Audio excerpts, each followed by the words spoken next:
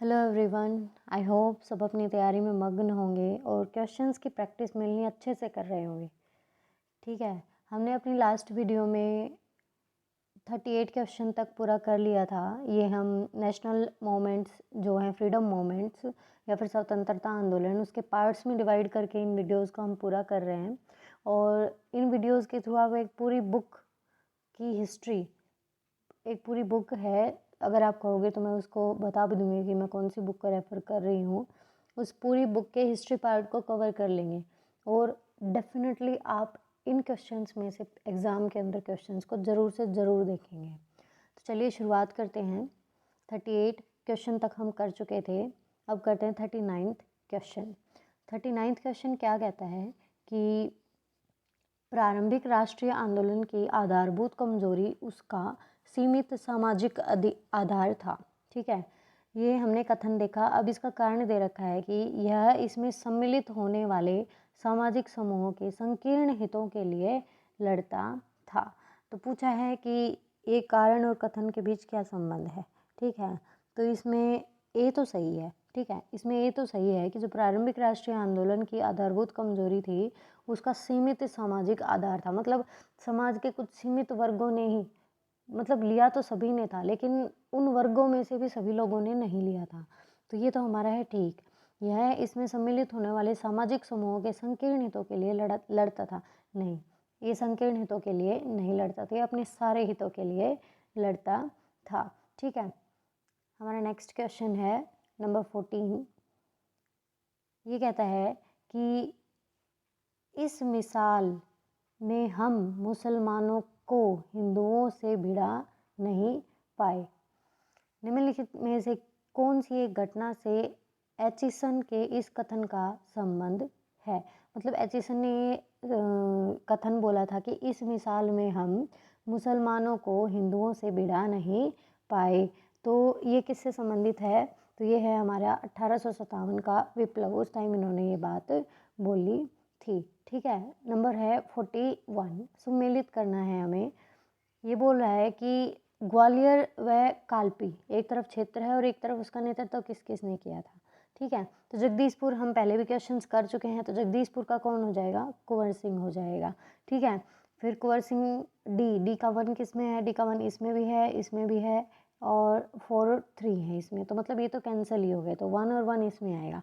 ठीक है, उसके बाद हम क्या देखेंगे कि ग्वालियर और कालपी का, ग्वालियर का किसने किया था? ग्वालियर का किया था किसने? तात्या टोपे ने। तो इसमें 4 भी है और 4 भी है। फिर आता ना इलाहाबाद और बनारस का। इलाहाबाद और बनारस का किसने किया था? इलाहाबाद से कौन थे? लियाकत अली। तो नंबर 2 यहाँ पर है। ठीक है, तो नंबर 2 यहाँ पर, तो इसका आंसर हो जाएगा नंबर ए। और फैज़ाबाद से कौन बचे? फिर मौलवी अहमदुल्ला खान बचे। हमारा नेक्स्ट क्वेश्चन है, मेरठ के विद्रोही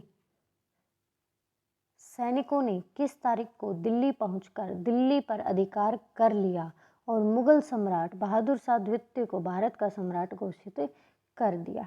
तो ये कौन सी डेट थी? ये थी हमारी 12 मई 1857। और ये शुरुआत कब हुई थी 1857 के विद्रोह की? ये हुई थी 10 मई को। कब हुई थी? 10 मई को हुई थी। ठीक है, फिर आता है हमारा नेक्स्ट क्वेश्चन कि फिर से वही क्षेत्र और नेतृत्व। क्षेत्र और नेतृत्व से मैक्सिमम क्वेश्चन पूछ लिए जाते हैं, यहाँ से संभावना होती है क्वेश्चंस पूछने की। झांसी से हमें पता है कौन थी? रानी लक्ष्मीबाई। ठीक है, फतेहपुर से कौन था? हमारा अजीमुल्ला। मथुरा से कौन था? देवी सिंह। और संबलपुर से कौन था? सुरेंद्र साई। ये बिल्कुल एज इट इज ऐसे ही है, तो एज इट इज कौन से ऑप्शन में है? इसमें। ठीक है, नेक्स्ट क्वेश्चन है, 1857 के विद्रोह के दौरान दिल्ली में विद्रोह का सैन्य नेतृत्व किसने किया था? तो किसने किया था? बख्त खान ने। विद्रोह का सैन्य नेतृत्व किसने किया? दिल्ली में शासक किसको बना दिया गया था? बहादुर शाह जफर द्वितीय को। लेकिन यहाँ पर उसके बिहाफ पर कौन नेतृत्व कर रहा था? तो वो था बख्त खान था। ठीक है, नेक्स्ट क्वेश्चन है कि सम्मिलित कीजिए। फिर से वही विद्रोह का स्थान और दमन करने वाले ब्रिटिश अधिकारी। यहाँ से भी क्वेश्चन बनता है, दमन कब किसने किया था? मतलब उस विद्रोह को कब किसने दबाया था? ठीक है, तो ये हमारा दिल्ली में किसने दबाया था? यहाँ सीधा आंसर ही देख लेते हैं। इसका आंसर है 1 2 3 4 मिला लेते हैं। दिल्ली में किसने दबाया था? निकलसन और हडसन ने। कानपुर में किसने दबाया था? हैवलॉक व कैंपबेल ने। झांसी में और ग्वालियर में हॉर्डूज ने। और इलाहाबाद में किसने दबाया था? कर्नल नील ने दबाया था। ठीक है, उसके बाद आता है हमारा नंबर 46 में क्या कहता है कि बिहार के जगदीशपुर में विद्रोह के दमन का श्रेय किस ब्रिटिश अधिकारी को है? तो बिहार के जगदीशपुर में किसने करा था? टेलर व विसेंट आयर ने किया था। और यहाँ से जगदीशपुर से कौन था विद्रोही? कौन था? तो वो था हमारा कुंवर सिंह। कौन था? कुंवर सिंह था। ठीक है, हमारा नेक्स्ट क्वेश्चन है 1857 के विद्रोह के क्रम में दिल्ली विद्रोह के दमन करने में किस ब्रिटिश सैन्य अधिकारी की मृत्यु हो गई थी? हाँ, दिल्ली से किस किस ने विद्रोह किया था?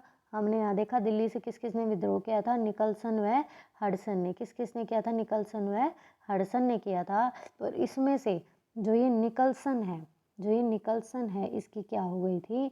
मौत हो गई थी। इस अधिकारी की मौत हो गई थी। ठीक है, हमारा नेक्स्ट क्वेश्चन है किस स्थान पर हुए विद्रोह के दमन के दौरान ब्रिटिश सैन्य अधिकारी हैवलॉक की मौत हो गई थी? तो हैवलॉक कहाँ मारा गया था? तो हैवलॉक मारा गया था लखनऊ के अंदर। नेक्स्ट क्वेश्चन है हमारा सर्वप्रथम मतलब कि सबसे पहले किसने 1857 के विद्रोह के तुरंत बाद इसे एक राष्ट्रीय विद्रोह की संज्ञा दे दी थी? तो ये कौन थे? Benjamin Disraeli. इसके बाद है सुमेलित कीजिए सूची 1 सूची 2। 1857 की क्रांति के स्वरूप के संबंध में व्यक्त विचार मतलब ये विचार किस किसने दिए? और सूची 2 विचारक कौन थे? तो सैनिक विद्रोह की संज्ञा किसने दी थी? हम ऊपर अभी एक चीज़ पढ़ के भी आए हैं। राष्ट्रीय विद्रोह, अंग्रेजों के विरुद्ध मुस्लिम हिंदू षड्यंत्र और सामंती विद्रोह। ठीक है, तो सैनिक विद्रोह किसने बोला था इस विद्रोह को? सर जॉन लॉरेंस ने। राष्ट्रीय विद्रोह किसने बोला था? बेंजामिन डिज़रायली ने। और अंग्रेजों के विरुद्ध मुस्लिम हिंदू षड्यंत्र है ये किसने कहा था? टेलर व आउटर्म ने कहा था। सामंती विद्रोह किसने कहा था? इसको जवाहरलाल नेहरू ने सामंती विद्रोह इसको कहा था। ठीक है, इसके बाद आता है निम्नलिखित में से किसने 1857 के विप्लव मतलब अपराइजिंग विद्रोह को प्रथम भारतीय स्वतंत्रता युद्ध की संज्ञा दी थी? तो प्रथम भारतीय युद्ध की स्वतंत्रता युद्ध की संज्ञा किसने दी थी? वी.डी. सावरकर ने दी थी। नेक्स्ट है हमारा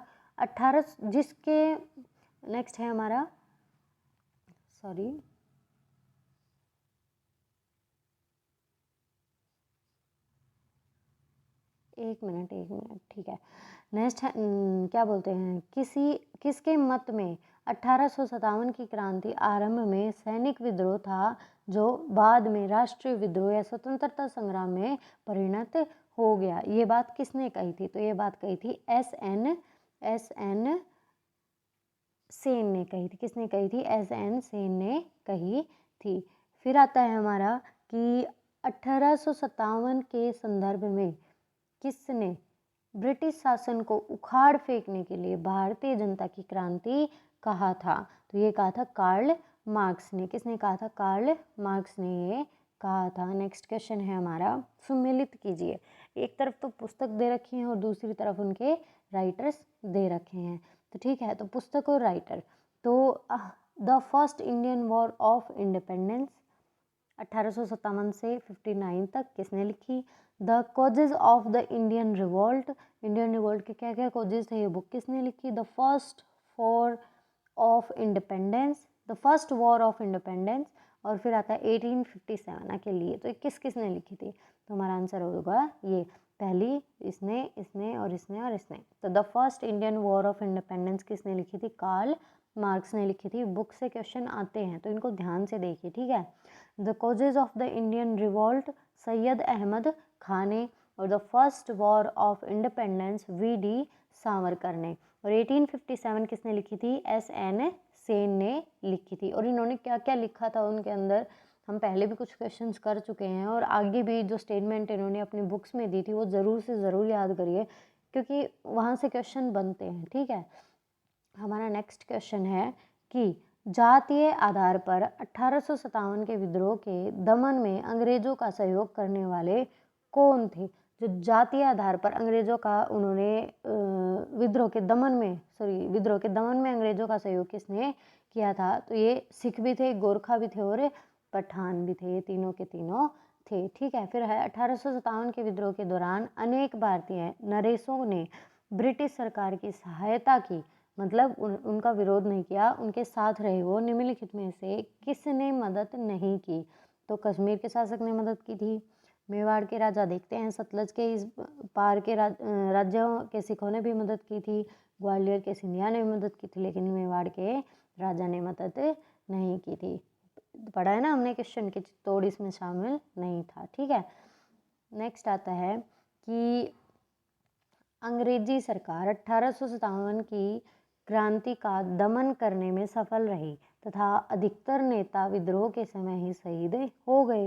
निम्नलिखित में से किस नेता को बाद में फांसी की सजा दी गई? मतलब शहीद हुए नहीं वो, लेकिन उनको फांसी की सजा सुनाई गई थी। तो वो कौन थे? तात्या टोपे। हमने ऊपर पढ़ा है कि ये अपने दोस्त के, पिछले वीडियो में पढ़ा है, सॉरी, ये अपने दोस्त ने, इसके दोस्त ने इसको धोखा दिया और ये उनके अंग्रेजों के हाथ आ गए और इनको फांसी की सजा दे दी गई। हमारा नेक्स्ट क्वेश्चन है नंबर 58 क्वेश्चन क्या कहता है कि किसे 1857 के विद्रोह की सबसे कमजोर कड़ी के रूप में देखा जाता है? तो ये बहादुर शाह को सबसे कमजोर कड़ी, क्योंकि तात्या टोपे, नाना साहेब, लक्ष्मीबाई, इन्होंने तो बहुत मतलब लड़ाई की अंग्रेजों के खिलाफ, लेकिन बहादुर शाह बहुत ही एज्ड हो गए थे, शायद उस समय 80 साल के या कुछ इसके आसपास थे, और ये अपना इतना सहयोग नहीं दे पाए। तो बहादुर शाह थे जो कमजोर कड़ी के रूप में देखे जाते हैं। फिर है 1857 के विद्रोह की असफलता के बाद मुगल बादशाह बहादुर शाह द्वितीय को कहाँ व किसने गिरफ्तार किया? तो ये किसने किया था? हुमायूं की कब्र के पास लेफ्टिनेंट हडसन ने, हुमायूं की कब्र के पास लेफ्टिनेंट हडसन ने बहादुर शाह द्वितीय को, मुगल बादशाह जो थे बहादुर शाह द्वितीय, उनको क्या कर लिया था? गिरफ्तार कर लिया था। फिर है कि 1857 के विद्रोह की असफलता के बाद बहादुर शाह द्वितीय को कहाँ निर्वासित कर दिया गया था? तो वो कहाँ कर दिया गया था? रंगून में। कहाँ कर दिया गया था? रंगून में कर दिया गया था। फिर है कि वह कौन सा ब्रिटिश सेनापति था जिसकी 1857 के विद्रोह को दबाने में महत्वपूर्ण भूमिका रही? तो वो कौन था? वो थे कैंपबेल। ठीक है, उसके बाद है हमारा नंबर 62, निम्नलिखित में से वह कौन सा स्थान था जो 1857 के विद्रोह से अछूता रहा था? वहाँ पर कोई भी विद्रोह नहीं हुआ था। अवध में हुआ था, पूर्वी पंजाब और मध्य प्रदेश इन सब में हुआ था, लेकिन मद्रास में नहीं हुआ था। किसकी वीरता से प्रभावित होकर ब्रिटिश सैन्य अधिकारी हॉर्स ने कहा, भारतीय क्रांतिकारियों में यह अकेली मर्द है? तो वहाँ पर अकेली औरत कौन थी जिसने विद्रोह किया था? वो कौन थी? रानी लक्ष्मीबाई थी। उसके बाद है 1857 की क्रांति का चिन्ह क्या निश्चित किया गया था? तो कमल एवं चपाती, इसको निश्चित किया गया था। नंबर 65 ये कहता है कि 1857 के विद्रोह के कौन कौन नेता ब्रिटिश दमन चक्र बढ़ने पर नेपाल भाग गए, जहां उनकी मृत्यु हो गई? तो कौन कौन भाग गए थे नेपाल में? नाना साहिब भी भाग गए थे, बेगम हजरत महल भी, और खान बहादुर खान भी। तो इसका आंसर हो जाएगा 1, 2 और 3, ये तीनों भाग गए थे। और नाना साहेब के वहाँ जाने के बाद तो इनकी खबर ही नहीं मिली कोई कि वो कहाँ है, क्या किया, उसके बाद इनसे कोई भी, इनके बारे में कोई भी चर्चा नहीं हुई। उसके बाद आता है कि नंबर 66 में है, निम्नलिखित में से किस पर कुछ इतिहासकारों ने 1857 के विद्रोह के दौरान अंग्रेजों के साथ मिलकर षड्यंत्र रचने का आरोप लगाया? तो जीनत महल ने। सुमेलित कीजिए, कूट है हमारा नीचे। तो ये बोल रहा है कि खुर्दा उड़ीसा का पाइक विद्रोह किस सन में हुआ? त्रावणकोर के दीवान वेलुपंथी का विद्रोह कब हुआ? किटूर मैसूर के शासक की विधवा किटूर चेन्नम्मा का विद्रोह कब हुआ? और गंजाम के जमींदार धनंजय भाजा का विद्रोह कब हुआ? तो ये कब हुए? तो ये हुआ था 1804 to 06, ये हुआ था 1808 से 9, ये हुआ था 1824 से 29 और 1835 में ये गंजाम के जमींदार धनंजय भाजा का विद्रोह हुआ था। नेक्स्ट क्वेश्चन है हमारा, ये भी सम्मिलित ही करना है हमें। ये क्या कह रहा है कि जो अपदस्थ शासकों के आश्रितों का विद्रोह और किस किस वर्ष में हुआ था? तो ये था रामोसी विद्रोह। कब हुआ था? ये इसी में है 1822 व 25-26 में। गडकरी का विद्रोह कब हुआ था? 1844 में। और सावंतवाड़ी विद्रोह कब हुआ था? ये भी 1844 में हुआ था। हमारा आंसर हो जाएगा ये। ठीक है, नेक्स्ट क्वेश्चन है हमारा, ये है 69। ये कहता है कि महारानी विक्टोरिया ने भारतीय प्रशासन को ब्रिटिश ताज के नियंत्रण में लेने की घोषणा कब की थी? तो ये कब की थी? 1 नवंबर 1858 को की थी। नंबर है 70। 1857 के विद्रोह के बाद ब्रिटिश सरकार ने सिपाहियों का इन प्रांतों से चयन किया। तो 1857 के विद्रोह में जो ब्रिटिश सरकार थी उन्होंने किन किन प्रांतों से सिपाहियों का चयन किया था? तो किन किन से किया था? गोरखा, सिख एवं पंजाबी उत्तर प्रांत से। गोरखा, सिख एवं पंजाबी उत्तर प्रांत से। निम्नलिखित में से किन ब्रिटिश अधिकारियों ने लखनऊ में अपना जीवन खोया था? तो लखनऊ में किस किस ने खोया था? ब्रिटिश अधिकारियों ने अपना जीवन, मतलब लखनऊ के विद्रोह में किस किस ने अपनी जान गंवाई थी? तो ये किसने गंवाई थी? ये थी जनरल नील, ये थे मेजर जनरल हैवलॉक, जनरल नील और सर हेनरी लॉरेंस। इन तीनों ने लखनऊ में अपनी जान गंवाई थी। और लखनऊ के आपका होमवर्क ही लगा ले कि लखनऊ से किसने विद्रोह किया था, आप कमेंट में ज़रूर बताइएगा। उसके बाद है कि आधुनिक इतिहास जिसने 1857 के विद्रोह को स्वतंत्रता की पहली लड़ाई कहा था? तो ये कौन थे? बीडी सावरकर थे। कौन थे? बीडी सावरकर थे। नेक्स्ट क्वेश्चन है हमारा, 1857 के विद्रोह के विषय में निम्नलिखित कथनों में से कौन सा एक सही नहीं है? क्वेश्चन में इन चीज़ों पे ध्यान जरूर दीजिए। कौन पूछा जाता है कौन सा सही नहीं है और आप लगाते हैं कि कौन सा सही है, तो हमारा क्वेश्चन गलत हो जाता है। तो देखिए, पहली बात बोल रहा है कि इस विद्रोह का हर जगह शिक्षित अभिजन भारतीय द्वारा पूरे हृदय से समर्थन किया। मतलब शिक्षित अभिजन ने, हम ऊपर पढ़ चुके हैं, सीधा सीधा दिख रहा है, हम ऊपर पढ़ चुके हैं पहले पार्ट में कि जो शिक्षित वर्ग था उसने इस जो विद्रोह था इसमें वो तटस्थ रहे थे, भाग भी नहीं लिया था और साथ भी नहीं दिया था। ठीक है, तो विद्रोह में भाग लेने वाले, अब हम देख लेते हैं, हमें पता तो चल ही गया कि ये वाला आंसर होगा कि वो भाग नहीं लिया था उन्होंने। ठीक है, तो विद्रोह में भाग लेने वाले विविध तत्व उनकी ब्रिटिश शासन के लिए घृणा के द्वारा एकजुट हुए। हाँ, ब्रिटिश शासन था, उसके प्रति घृणा थी, तो इस वजह से विद्रोहियों ने अपना कदम उठाया था। ठीक है, विद्रोह में हिंदू मुस्लिम एकता की भूमिका को ब्रिटिश अधिकारियों समेत अनेक द्वारा माना गया। हाँ, ये उसका एक महत्वपूर्ण तत्व था, हम पढ़ चुके पहले। फिर है विद्रोह दक्षिण भारत में नहीं फैला। ये बात भी मैं पार्ट 1 में बता चुकी हूँ कि जो विद्रोह है वो दक्षिण भारत में नहीं फैला था। हमारा नेक्स्ट क्वेश्चन बनता है फिर कि भारतीय स्वतंत्रता आंदोलन का सरकारी इतिहासकार कौन था? तो भारतीय स्वतंत्रता आंदोलन का सरकारी इतिहासकार था वो था S.N. सेन। मंगल पांडे कहाँ के विप्लव से जुड़े थे? तो मंगल पांडे कहाँ से थे? बैरकपुर से। ठीक है, उसके बाद आता है कि ये हमारा लास्ट क्वेश्चन हुआ, निम्नलिखित में से कौन इलाहाबाद में 1857 के संग्राम का नेता था? तो इलाहाबाद में कौन था? मौलवी लियाकत अली। देखिए, 1857 की क्रांति से जितने भी क्वेश्चंस पिछले सालों में आए हैं यूपीएससी के द्वारा, आपने देखा भी होगा कि यहाँ पर ये लिख रखे हैं, ये आप ज़रूर देखिए किस सन में, मतलब किस पेपर में और कब ये क्वेश्चंस आए थे। और ये ईपीएफओ और एपीएफसी में भी ऐसे ही क्वेश्चन आते हैं। अगर आप इनको 1 से 2 बार देख लेंगे तो आपका रिविज़न जल्दी हो जाएगा। मैं धीरे बोल रही हूँ ताकि आप 2x की स्पीड पे भी देखें तो आपको इतनी ज़्यादा ना लगे।